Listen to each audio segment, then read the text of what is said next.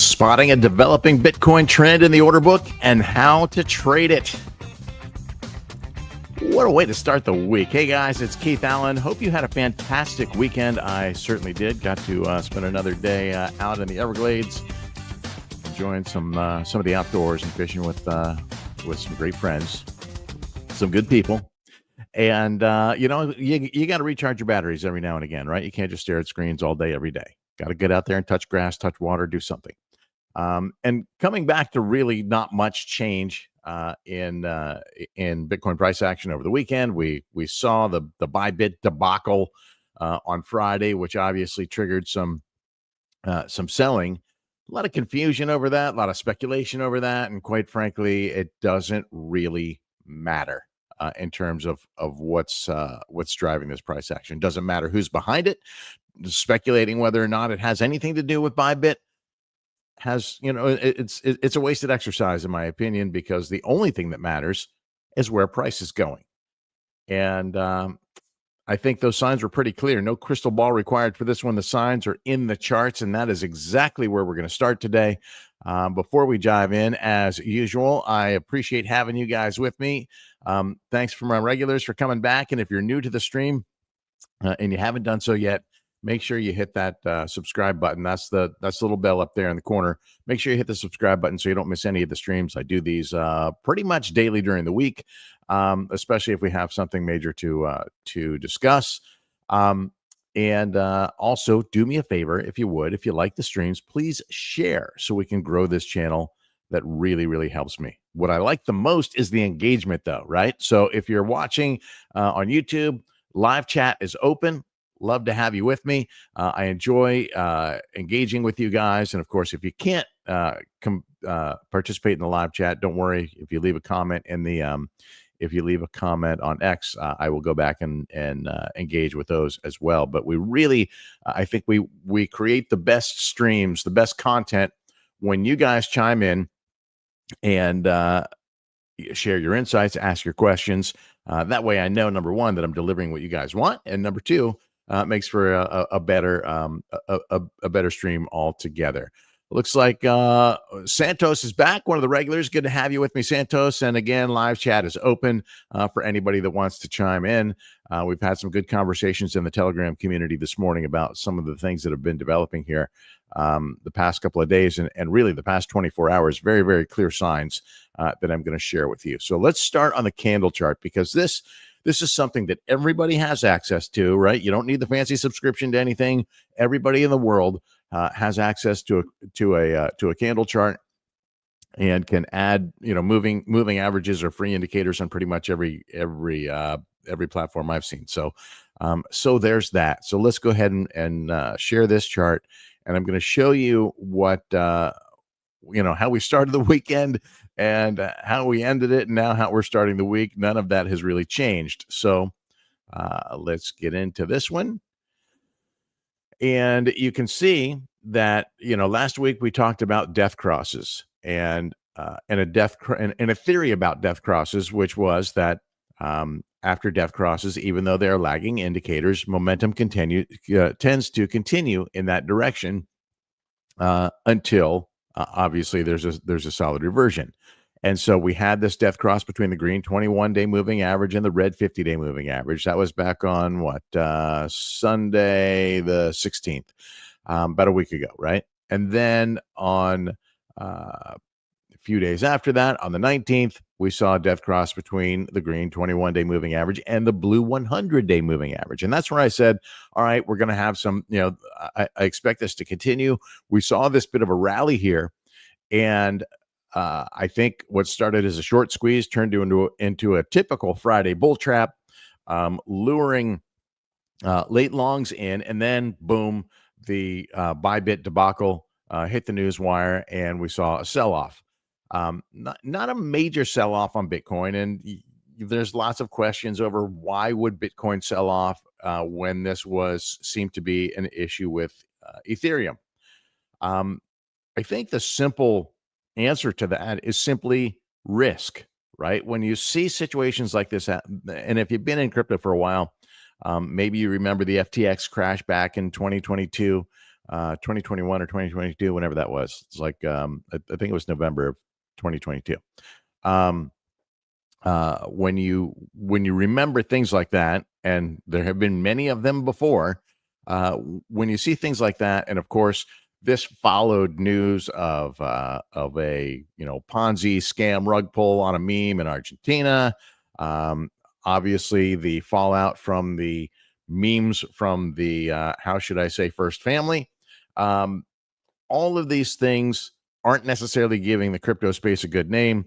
They are a sign of the immaturity of this asset class.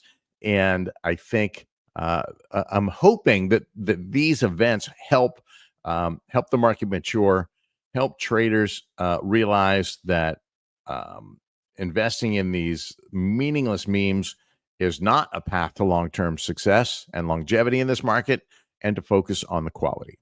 So that's for another. That discussion, I guess, is for another time. But what we saw here was indeed the short squeeze and the bull trap, the rejection happening right as we were about to break resistance at the 50-day moving average, and this makes a lot of people question whether that was truly a hack, or whether it was more of a manipulated move. Lots of manipulation in this market, and it's certainly evident right now. Okay, so nonetheless, regardless of what the cause was, the simple sign is that price continues to struggle with trying to break resistance at the 21-day moving average. And so when we saw these wicks, these candles climbing above there, what never happened is we never got that close. We never got, this never closed above. Where did this close, by the way? This closed 96,131. Okay. So this didn't even close.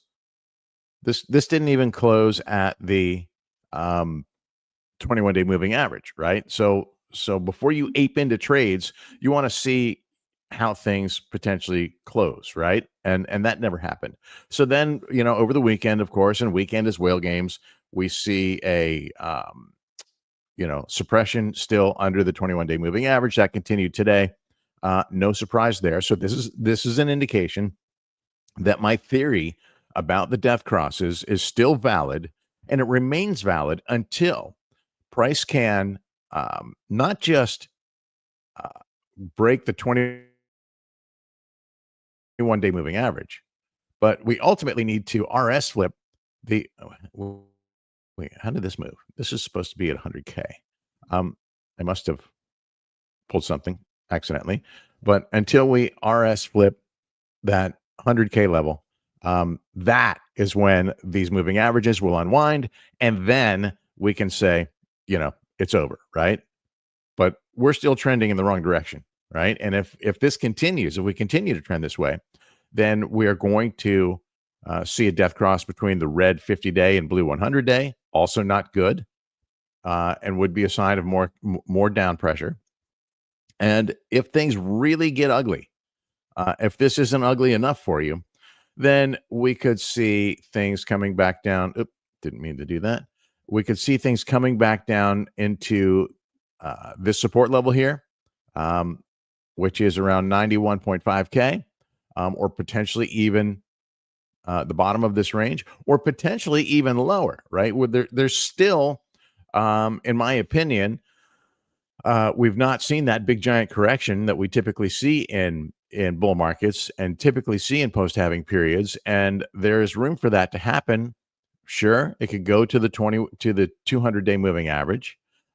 It could go down to the trend line, which incidentally has some confluence with a CME gap for anybody interested. So all of these things are not off the table as of yet. Would that be a huge shakeout? Absolutely, it would be a huge shakeout. Is that pretty typical for crypto? Absolutely, it's very typical for crypto. So don't rule any of that out. And if we look on the weekly time frame, right, it doesn't look as bad as it looks on the daily, right? And that's important, right? Thinking of the longer game, that is important. And one of the things we see is that the 21-week moving average is now pulling up into this support level, right? And so this is, I like this confluence here, and I like the confluence between the red 50-week moving average and the trend line. These are all good things, and if they can pull up above this rather than go in the opposite direction, like is starting to trend, then that would be good. So there's more to this story, and I think something that was glaringly obviously this morning. But for let's see, Don is what's Don got to say? Thanks a lot for the intro. Really appreciate it. Got to say though, kind of worried about Solana's price lately. It's been a bit crazy. Have you been keeping an eye on it? Yes, I have been keeping an eye on it. I got stopped out of a position yesterday. I was trying to DCA into a better spot, and I do have some Solana bleeding, and I did get stopped out of some Solana yesterday. So yes, that's a concern, and quite frankly, this speaks to the bigger picture, in my opinion. It's not just Solana, right? Alts in general are getting hammered right now, and the reason is because of the risk profile of the market, in my opinion. Okay, so yes, I mean Solana certainly has its own little idiosyncrasies going on that the market is concerned about. But let's take it. Let's take a broader approach to this, and let's look at what is happening um, broadly in the market. And for that, I'm going to go to my trusty um, divergence map between Bitcoin dominance, which is okay. So we have Bitcoin price here is on the candle. Bitcoin dominance is the orange one. Total three dominance. Total three is all alts excluding ETH and Bitcoin, and USDT dominance here. And you can see that Bitcoin dominance was coming back down to where it had been for a while when alts were soaring, right? And we had seen total three dominance going up, and this was what, Friday, February 14th. The last few Fridays have been pretty sketchy. And so we see now money rotating out of alts. This is a sign money's rotating out of alts into USDT dominance, which USDT would be a safe haven, and into Bitcoin, which is considered safer than alts.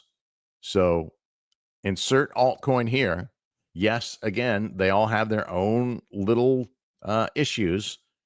And I guess we could look at the Solana chart because I haven't looked at it in a few days. Let's see. Doge is another one feeling some pain right now, but coming into a pretty interesting position, in my opinion. This may have been it right here. Let's see, Solana. We'll take a quick look at Solana, and then I want to get back to what I was showing you on Bitcoin. See how I have been distracted and follow the shiny things. So Solana breaking through support at the 618 fib. What you would have wanted to see is a bounce here, and this is why I got stopped out, right? A double bottom here would have been a strong bounce point. It didn't happen, and so Solana continues to bleed. Now, where could it go? Let me adjust this here. Where could we go from here? We could go a lot of places, right? The trend is broken. No question here. Trend is broken for Solana badly. And we have support. Last support, I guess. Let's see when this all transpired. Oh, I'm on a 1 hour chart. No wonder that's making me crazy. So we have some prior consolidation levels down here. Obviously, this was an RS flip zone around that 0.5 fib. And so could we see a full retrace of that? Absolutely. Can't rule anything out in this game ever, in my opinion. And so, yeah, things looking pretty weak on the alt side across the board, in my opinion. And Solana, that was ugly. That was ugly. And maybe this is where we get the bounce from. Let's see. So, yeah, this is actually a potential double bottom bounce from here, potentially. It could also go down to the 0.5 fib, potentially. So keep in mind, keep an eye on that, I would say. And in terms of when it breaks, something like that, right? So there's a peek at Solana. Now back to our previously scheduled program about Bitcoin.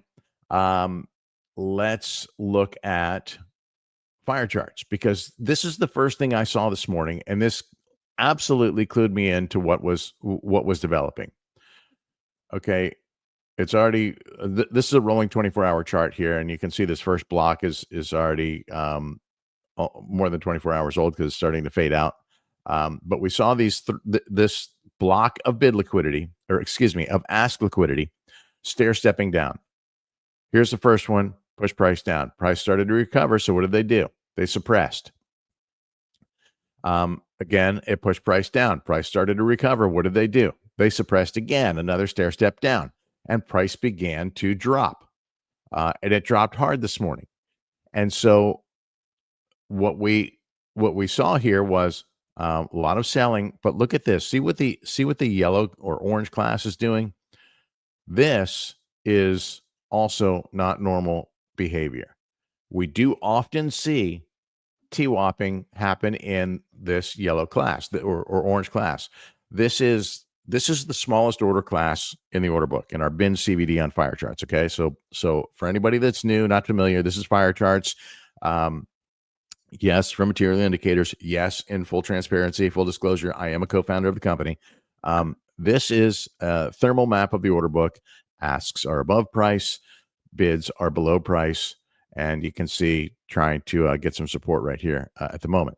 And so this, yes, retail does live in this order class. However, whales can disguise themselves in any of the smaller order classes, and they often do. And this, when you see just a huge trajectory like this, this is not retail aping in all of a sudden. This is a whale or institutional controlled TWAP bot going to work hard and fast. If we switch to absolute CVD, we can see that this was roughly. So you can see that we have $100 to $1,000 orders. They were down roughly 1.3 million at 9:45 a.m. And then in about 90 minutes, up 10 million. So that's like over 11 million, almost 12 million in TWAP buying of $100 to $1,000 orders in a 90-minute span.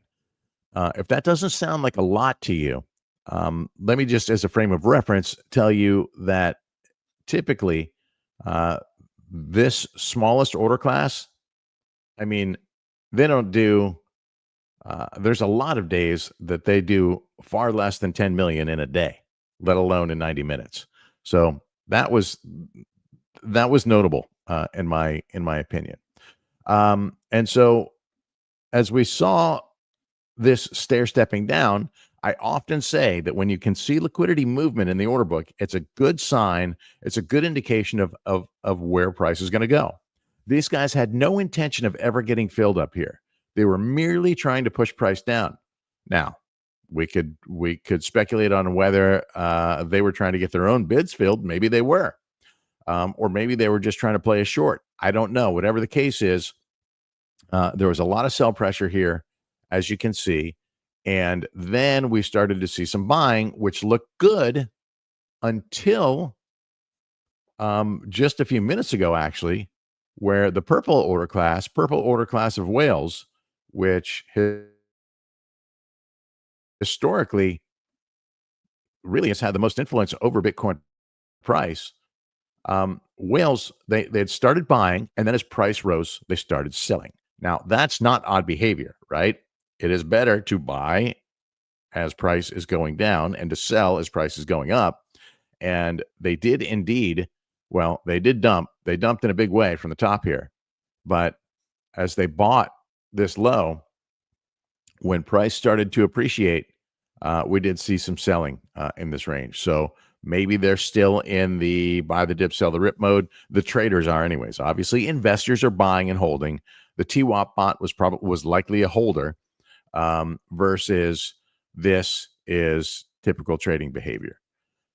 You can't define a trend, in my opinion, off of a daily chart, but this, in terms of an intraday activity, was very clear, coupled with the fact that price remained below the 21-day moving average, was an indication that price was going to continue to push downward. Especially, I mean, we never even got into a chance to break above the 21-day moving average because we saw these asks coming down and suppressing price from doing that. And so I'm not convinced that this dip is done dipping, to be honest with you. And if we look zoom out a little bit into the order book, we can see how the liquidity dynamics are changing, right? It looks like like support is developing. And so just as we could see, so these are those three stair steps that we were just looking at on the daily chart, right? Here they are on the weekly, and you can see how price reacted to those. And then this got roof pulled, right? They pulled this. We started to see price go up, and now we see asks laddered up, and we see bids stacking here above 90K. And what I like about this level is we have tested it nearly a dozen times here since November, since the Trump pump took us up to this level. This has been tested many, many times. And so maybe we're in store for just another retest to this level. Maybe we see a higher low off of this, which would be 93.3, which has some confluence with the yearly open, by the way. Or maybe it's here and we test this level again. Ultimately, I'd like to see a higher low off of this level. I mean, you want to see any of them respected, but we could also, of course, because we have this consolidation down here, we've never made it through here sustainably to go test down to this level. And so I think there's still an opportunity to do that. Let's see. Arthur, as a former equities trader, love your analysis. Thanks, man. I really appreciate that. Thank you. Thank you so much. Still waiting for 93.5 to get filled. I'm with you. I was looking for that as well, and I'm wondering how things are going to develop, because you can see we have bid liquidity now. Price doesn't necessarily go all the way down, right? When we start seeing these bid ladders come in, that often will trigger a bounce before we make it all the way down. But you see, we have developing bid liquidity at that 90K level, with another, with more above it. So this is really, we'll call it 37 million down here at that 90K level. Up to 91, another 10 million, not a great deal, but we have a nice bid ladder here up to 92. And then what was your price? 93.5.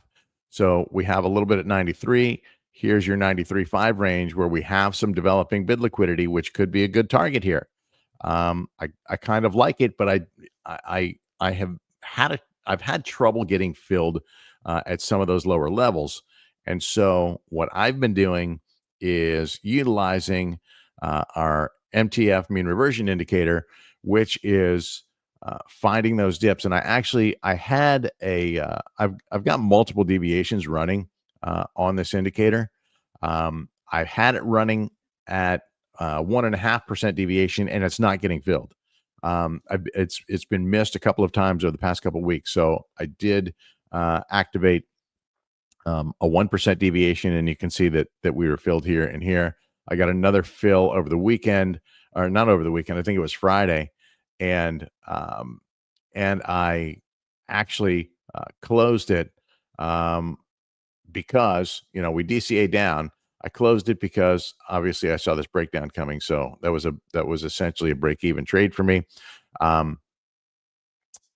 So here's where we sit now, and I'm just using this to dollar cost average my way into these positions. So as you can see, a rejection here right from mean.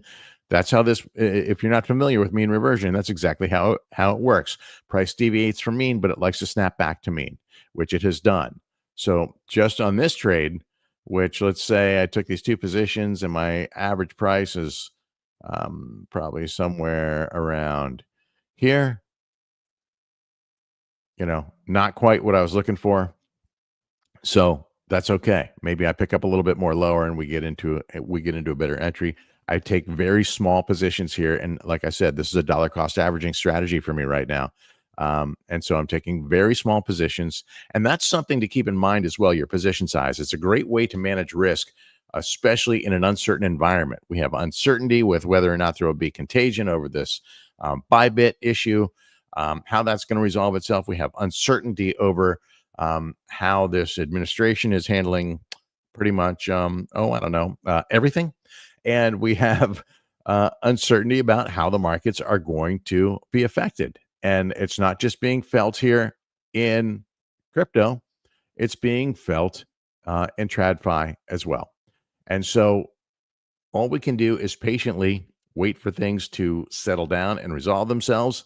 And I would say that if you are not sidelined waiting for this to resolve itself, and yes, out is a position. If you're not sidelined waiting for things to resolve itself or resolve themselves, then be very careful about how you're managing your risk, and managing your position sizes is a great way to manage that. Alexander is asking, what is the economic landscape for this week?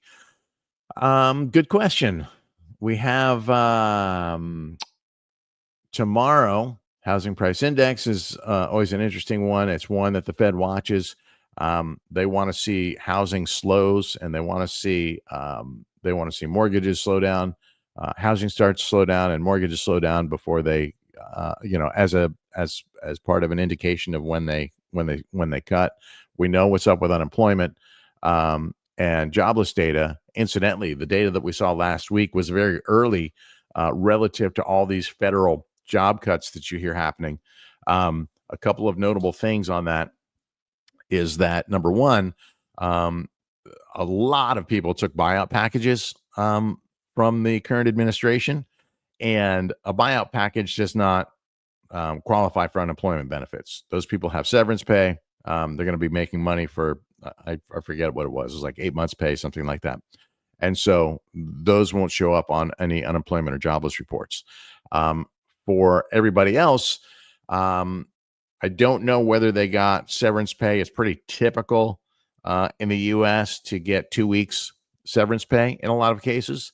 And if that's the case, then you need to be unemployed without pay, without severance, for 3 weeks, at least 3 weeks, before you can qualify for unemployment benefits. So those folks that got fired aren't going to show up. Even the ones that aren't getting any unemployment benefits, the ones that got fired last week aren't going to show up in those jobless claims for a few more weeks.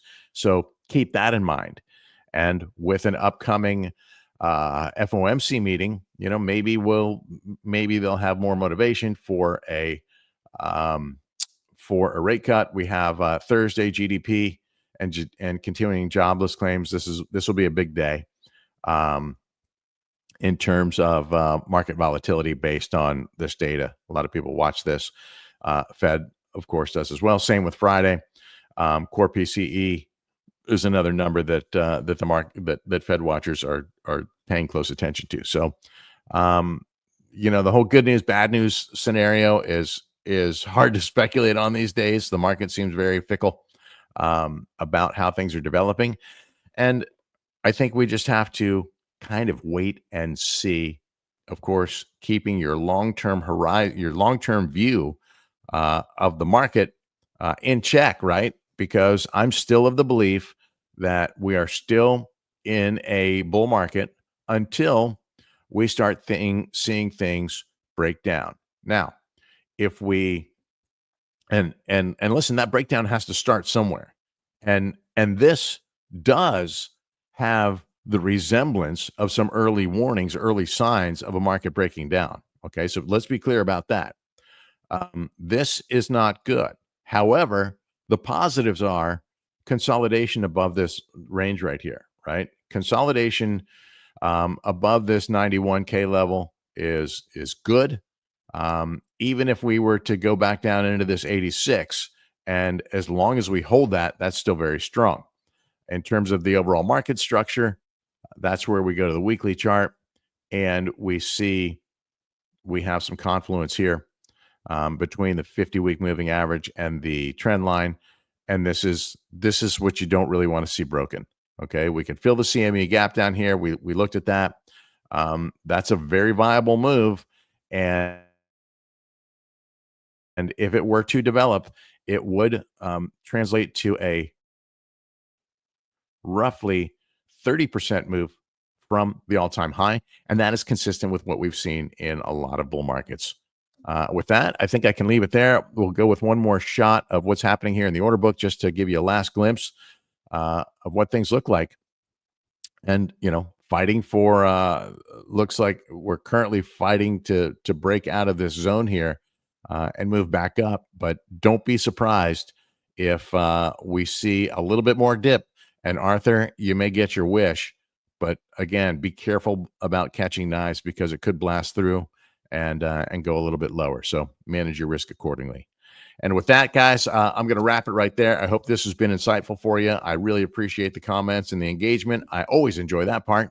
And for anybody online, if you're leaving comments on X, I'll get to those later today as well. I hope this gives you an idea of what we should be facing here this week, and maybe tomorrow on our, what do we have tomorrow? Tomorrow, I think we have a blockchain banter live stream with Jen and Dr. Richardson tomorrow.